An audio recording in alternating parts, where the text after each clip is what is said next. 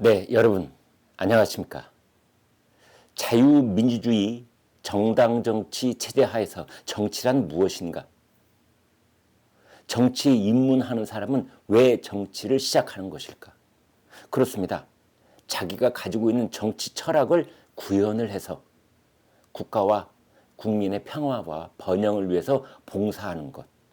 이게 바로 정치 아니겠습니까? 그런 일을 실천해 나가려면 두 가지로 요약이 됩니다. 하나는 당권투쟁, 하나는 대권투쟁. 이 두 가지입니다. 다른 여타의 아름다운 미사 여구들은 다 부차적인 장식에 불과한 것이고 실질적인 내용을 보면은 당권 잡고 대권 잡고 그래서 자기가 생각해왔던 꿈꿔왔던 자신의 이상을 자신의 계획을 국민과 국가를 위해서 실천해 나가는 것. 이게 정치의 요체라고 저는 생각을 합니다. 따라서 당권 투쟁 당연히 필요하지요. 당권 투쟁은 뜨거워야 됩니다. 그래서 국민적 관심을 모아야 되는 것이죠. 모든 나라가 다 똑같습니다. 한국도 그렇고 영국도 그렇고 미국도 그렇고 프랑스도 그렇고 일본도 그렇고 당권을 잡기 위해서 정치인들은 하루 24시간 1년 365일 이리 뛰고 저리 뛰고 그러는 거죠. 당권을 잡지 못하면 무슨 쓸데가 있겠습니까? 들러리에 불과한 것이지요. 이 뜨거운 당권 투쟁 좋습니다만은 그러나 그 당권 투쟁이 자칫 이전 투구 아사리판으로 흘러버리면은 그것은 자기의 정치 철학을 실천하기는 고사하고 모두가 죽어버리는 그런 비참한 결과를 맞을 수가 있습니다. 물이 끓는 것은 오케이입니다. 좋습니다. 그러나 국이 끓어서 넘쳐버리면은 조리대가 다 엉망이 되고 불까지 꺼져버리고 요리를 망치고 마는 겁니다. 지금 국민의힘 전당대회를 불과 한 달 앞두고 당대표 후보들끼리 당대표 선거가 달아오르는 정도를 넘어서서 많은 국민들을 걱정케 할 만큼 이전 투구의 징후를 보이고 있습니다. 처음에는 여러 후보들 중에서 나경원 후보가 사뭇 앞서 있는 그런 여론조사가 많이 나와 있었지요. 그런데 나경원 후보는 이 자기가 정확하게 당대표에 출마하겠다 이 출마 선언을 하지 않은 채 좀 무엇을 살피는 듯한 그런 잠정적인 태도를 유지하고 있었습니다.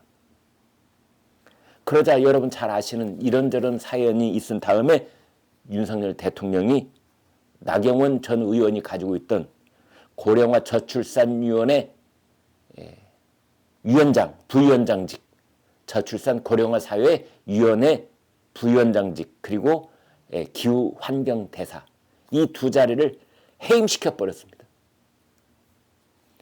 이제 그리고 며칠 뒤에 사흘 뒤에 나경원 전 의원이 불출마를 선언합니다.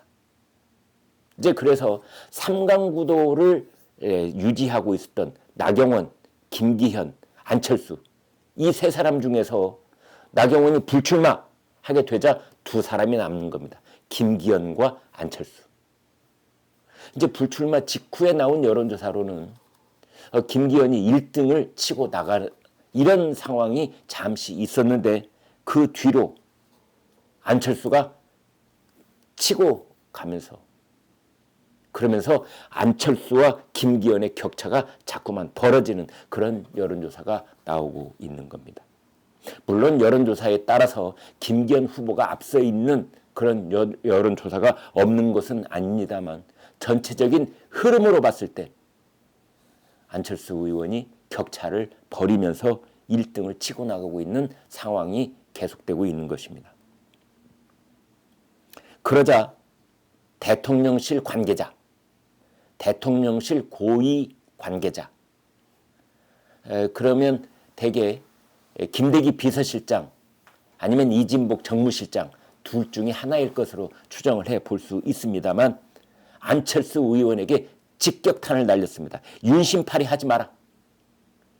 윤석열 대통령의 마음은 너에게 있지 않다. 윤심팔이 하지 마라. 이런 말을 해버린 겁니다. 이것은 윤석열 대통령의 마음이 정확하게 어디에 있다는 것을 대통령실이 앞장서서 온 세상에 밝혀버린 겁니다. 지금 여론조사에 대해서는 이제 여러 가지 분석들이 있는데 그 중에 대표적인 것은 국민의힘 지지자들의 민심을 나타내고 있는 지지율하고 투표권을 가진 책임 당원들의 여론은 다르다. 이런 얘기를 많이 하고 있습니다. 그러니까 국민의힘 지지자들의 지지율 조사는 20, 30대가 필요 이상으로 많이 반영이 돼 있고 60대 이상 중장년이 적게 반영이 돼 있다. 그러나 책임당원 쪽으로 가면은 이제 20, 30대가 적고 60대 이상이 많기 때문에 그것을 다시 수정해서 가중치를 적용하면은 김기현이 안철수한테 결코 불리하지 않다. 뭐 이런 해석도 있기는 있습니다. 자, 상황이 이렇게 돌아가자 안철수는 절대 물러서지 않습니다. 안철수 후보가 이렇게 말했습니다. 윤심은 이기는 사람과 함께 할 것이다. 내가 이기면 내가 윤석열 편, 김기현이 이기면 김기현이 윤석열 편, 이기는 사람이 내 편. 우리가 예전에 그런 말 많이 하잖아요. 너희 둘 중에 이기는 사람이 내 편, 이런 얘기 하는데 안철수 후보가 딱 그 얘기를 하고 있는 겁니다. 지금 대통령실에 있는 사람들이 뭐 윤심이 나에게 있다커니 없다커니 말하고 있는데 윤심은 그게 아니다. 이미 신년사에서 말했잖아. 윤심이라는 것은 없다고. 그러면 윤심이 없다면 그 윤심은 어디에 있을까? 이기는 사람 머리 위에 있을 것이다. 내가 이기고 있다. 이런 뜻입니다. 그러면서 안철수 의원 쪽에서 윤안연대라는 말이 나오는 겁니다. 윤석열과 안철수는 연대 관계다. 대통령 후보 단일화했죠. 그 다음에 인수위원장을 안철수가 맡았죠. 이것보다 더 끈끈한 연대가 어디에 있겠느냐 이런 뜻입니다. 그러자 다시 한번 대통령실이 발끈하고 나섰습니다. 안철수 후보가 말하고 있는 윤안연대는 무례한 표현이다. 무례라는 말을 썼습니다. 이번에는. 그러면서 윤핵관이 어떻다느니 뭐 대통령 참모실이 간신으로 들끓고 있다느니 이런 말들도 다 불쾌한 표현이다. 그러면서 저희가 보기에는 쓸데없는 말을 하나 덧붙입니다. 대통령과 당대표 후보는 동급이 아니다. 국군 통수권자인 대통령과 일개 당대표 후보는 차원이 다른 것이다. 이런 식으로 대통령실 관계자가 말을 했는데 그 현실은 그렇지요. 대통령하고 당대표는 위아래가 분명히 하지요. 그러나 대통령실 관계자의 입을 통해서 동급이 아니라고 하는 말은 대단히 부적절합니다. 자유민주 정치 체제, 그것도 정당 정치 체제 하에서 뭐 대통령이 저 구름 위에 있고 그 밑에 당대표 후보들이 우글우글 하는 것처럼 얘기하는 것 또한 매우 부적절한 표현인 겁니다. 쓸데없는 말을 왜 합니까?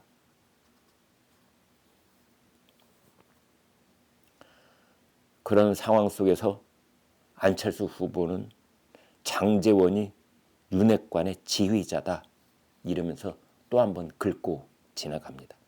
그런데 이 대목에 엄청난 불을 질러버리는 사람이 있는데 김기현 후보의 후원회장을 하고 있는 신평 변호사의 발언입니다. 안철수가 당대표가 되면 윤석열 대통령이 국민의힘에서 탈당할 것이다 라는 말을 해버렸습니다. 이게 무슨 말입니까? 밤늦은 술자석에서 철없는 정치인들 한두 사람이 할 수 있는 말이지만 이것을 당대표 후원회장이라고 하는 국민들에게 꽤 알려져 있는 신평 변호사가 누가 되면 대통령이 탈당할 거라니. 이거 굉장한 발언을 해버린 겁니다. 안철수는 윤석열 정부의 철저한 방관자였다 라는 말을 신평 변호사가 한 겁니다. 김기현 당대표 후보의 후원회장으로서 상대 라이벌인 안철수 후보를 향해서 당신은 방관자였소 라는 말까지는 저는 할 수 있다고 봅니다. 여기까지가 뜨거운 당권 투쟁인 겁니다. 그러나 만약 당신이 당대표가 되면 우리 대통령은 탈당해서 새로운 신당을 창당을 하고 정계를 개편하고 이렇게 할 수밖에 없을 것이라고 말하는 것은 국이 끓어서 넘치고 있는 겁니다. 그러면서 어대현, 요즘 이런 말이 있죠. 어차피 당대표는 김기현이다. 이게 어대현입니다. 예전에 민주당에서 어대낙, 그래서 어차피 당대표는 이낙연이다 했던 그 표현을 이제 빌려온 건데 어대현이다. 김기현이 무난히 당선될 것이다. 그러나 만약 안철수 후보가 당대표가 된다면 윤석열 대통령은 탈당을 하고 정계 개편을 하고 신당을 창당할 것이다. 물론 이게 불가능한 얘기는 아닙니다. 제가 비판적으로 말은 했습니다만 그럴 수 있습니다. 그 반대도 가능합니다.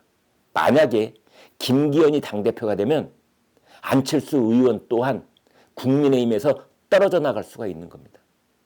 안철수 의원을 따르는 원내 국회의원 수십 명하고 그 다음에 전국에 있는 253개 지구당에서 친윤파에게 밀리고 있는 넘버 2들, 국회의원이 되고자 지난 몇 년 동안 이 노심초사해온 사람들이 다 각 지역구에는 있는 겁니다. 그 사람들이 안철수가 들고 있는 깃발 아래 모이면 그건 금세 신당이 되는 겁니다. 그래서 국민의힘 하고 김기현의 국민의힘하고 안철수가 이끄는 제2의 국민의힘, 뭐 새로운 이름은 짓겠지요. 가 2024년 4월 달에 총선에서 붙게 되는 겁니다. 각각의 후보를 내서. 이게 보수 분열이고 이게 보수가 또 한 번 망하는 길로 가는 겁니다. 그런 얘기가 드디어 나오고 있는 겁니다. 이기든 지든 우리는 이기는 쪽을 위해서 다시 한번 단합을 하겠다. 이런 말이 나와도 시원찮을 판에 지면 우리는 갈라선다. 이런 얘기가 나오고 있습니다. 김기현 김기현 후보가 나경원 전 의원 집을 찾아갔답니다. 그래서 총선 승리를 위해 힘을 합치자 라는 말을 했다고 해요. 이른바 김나연대, 김기현, 나경원 연대 이제 이런 제안을 했는데 나경원 전 의원 역시 그냥 일도양단 결단을 탁탁 내리는 스타일이 아닙니다. 숙고해 보겠다 그랬답니다. 그러니까 나경원 의원 입장에서는 어차피 불출마는 선언했겠다. 이제는 정확한 타이밍을 기다렸다가 자신의 정치적인 몸값을 최대한으로 높인 다음에 김기현과 윤석열 대통령으로부터 뭔가를 약속받고 받아내려고 할 것입니다. 그것은 내년 2024년 출마 때 국민의힘의 이 후보로 출마할 경우 당선이 100% 확실한 곳에 출마를 약속받거나 공천을 약속받거나 아니면 올 여름이 될지 뭐 봄이 될지 언제가 될지 모르지만 개각이 있을 때 상당한 중요 장관 자리를 약속받거나 저희 같은 사람은 이 정도 상상력밖에는 없습니다만 아무튼 나경원 의원 그렇잖아도 사이가 썩 좋지 않게 파열음을 내면서 해임 조치를 당하면서 불출마를 선언을 했는데 그 사람을 다시 달래서 힘을 합치자 하려면 뭔가 당연히 줘야 되지 않겠습니까? 그게 어떻게 공짜로 되겠습니까? 그러면 나경원 의원 정도의 정치적인 몸무게가 있다면 거기에 합당한 만큼의 값을 치러야 될 텐데 그게 뭡니까? 국민의힘 후보로 나왔을 때 이 당선이 거의 확실시될 수 있는 곳에 공천을 주거나 아니면 핵심 장관 자리 아니면 뭐 부총리, 총리 뭐 나경원 의원 본인은 뭐 총리도 충분하다고 생각할 겁니다. 자격이. 그러자 천하람 당대표 후보입니다. 이런 말을 했습니다. 김기현은 학교폭력 가해자다.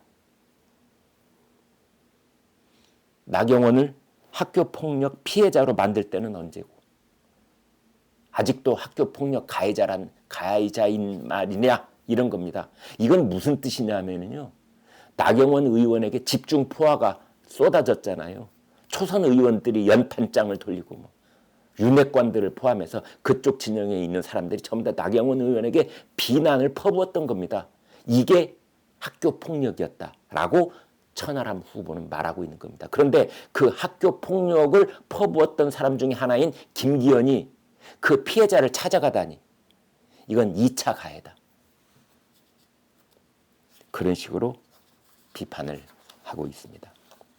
김웅 의원도 김기현 의원 쪽을 비판을 했는데요. 불과 일주일 전만 해도 나경원을 향해서 반윤 우두머리라고 하더니 어떻게 이제 찾아가서 힘을 합치자고 한단 말이냐? 일주일 만에 이완용이 의월단원이 될 수 있겠냐? 표현이 좀 과합니다만 아무튼 이런 식으로 지금 부글부글 양측이 끓고 부딪히고 있는 겁니다. 그러면서 김웅 의원은 장제원, 박수영, 홍준표, 전여욱 등등 뭐 전현직 의원과 대구시장을 또 일일이 열거하면서 이제 이분들이 나경원 의원을 비판하는 발언을 했었거든요. 그렇게 되받아치고 있습니다.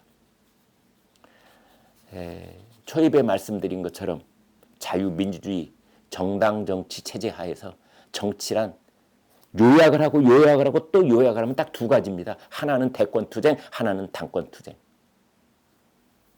지금 국민의힘 당권투쟁이 달아오르고 있습니다.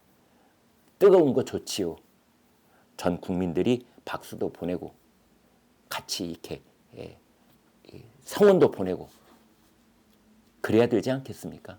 컨벤션 효과를 최대한으로 끌어올리면서 국민의힘 지지율도 같이 올릴 수 있는 그런 당대표 뽑는 전당대회가 돼야 되는데 잘못하면 국이 끓어서 넘쳐버립니다. 이전투 아사리판.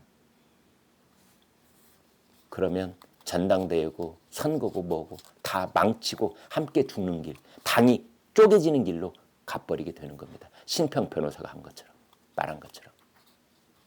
이런 국면 속에서 국민의힘이 이래 아사리판으로 점점점 발을 들이고 있는 이런 와중에 더불어민주당은 서울시내 한복판에 경찰 추산 10만 명, 자기네들 추산으로 30만 명을 끌어모으고 있습니다. 윤석열 정부의 무능을 규탄한다. 야당을 겨냥한 검찰 수사를 규탄한다. 여러분, 지금 한국 정치권은 도대체 무슨 그림을 그리고 있는 걸까요? 연단에 올라서서 20분 동안 연설을 한 이재명은 이렇게 얘기를 했습니다. 이재명 대표는 이재명은 짓밟아도 좋은데 민생은 짓밟지 마라. 제가 해석의 말씀을 드리자면 이재명 대표의 말은 참 교묘할 때가 있는데요. 나를 짓밟아도 좋지만 민생은 짓밟지 마라. 이 말은 이재명 나와 민생을 동일시하는 말입니다. 나를 짓밟으면 곧 민생을 짓밟는 거야. 왜냐하면 나는 민생 정치에 앞장서 있으니까. 이런 말을 살짝 바꿔치기 해서 나는 짓밟아도 좋지만 민생은 짓밟지 마라. 이제 이러고 있는 겁니다. 그 민주당의 장외투쟁이 2016년 이후 처음인데요. 7년 만에 드디어 원내 제1당 169석을 가진 슈퍼 정당이 여의도를 박차고 나와서 장외 투쟁을 시작을 했습니다. 도대체 지금 우리는 어디로 가고 있는 걸까요? 네, 여러분 구독, 좋아요 부탁합니다. 고맙습니다.